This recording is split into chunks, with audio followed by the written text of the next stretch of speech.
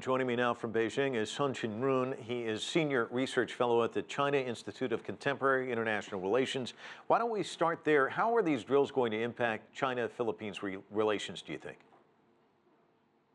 Yeah, these joint drills are near the dispute areas in the South China Sea, and also these joint drills give some pressure, security pressure to China, and also these joint military drills are not good for China and the Philippines to manage and resolve the disputes in the South China Sea, and also these joint drills damage China and Philippine relations, and also damage the regional security. Mr. Sung, yesterday we aired a government official from the Philippines asking for China to help the Philippines with their maritime security. Could you see a time where there might be a China-Philippine joint drill in the future? Yeah, China and the Philippines are neighbors, and the two countries have the duty and responsibility to maintain the regional security and stability. So I think in the future, if two countries agrees, I think it's possible for the two countries to conduct joint military drills in the future. I think the future possible military drills can help the two countries and the regional countries to deal with regional terrorism, and also to maintain the regional stability and to provide humanitarian rescue on the sea. So we can, the two countries can help to maintain the regional stability.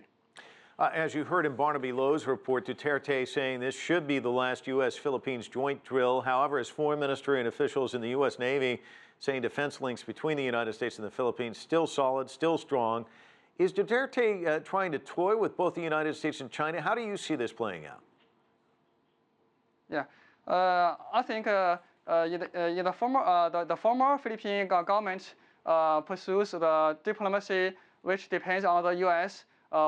Too much. So now the new president Duterte wants to readjust the Philippines' foreign policy.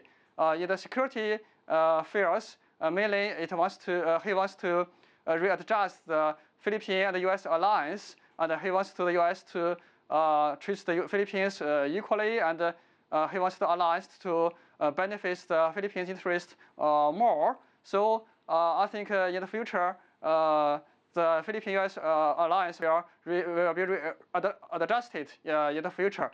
Second, I think in the economic affairs, the Philippines wants to enlarge its cooperation with China, Russia, and Japan, and other countries, because now in the Philippines there are a lot of poor peoples. So the new president Duterte wants to increase the economic cooperation with China and other countries to attract more FDI to the Philippines, and to enlarge its international trade with other more and more countries, and to improve the well-being of the Philippine countries, and to boost the Philippines' development.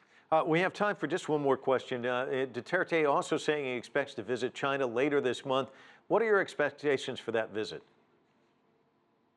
In the past, in the former Philippine government, China and the Philippines relations are not so good. So now we are happy to see that the new president Duterte wants to visit China and wants to improve the bilateral relations. I think in the future, after his visit, China and Philippines can cooperate more in many fields, especially in the economic fields. Maybe it is possible for more and more Chinese enterprises to invest in the Philippines to boost the Philippines development, and both countries can enlarge our bilateral trade, and also more and more Chinese tourists will go to the Philippines to boost the local economy.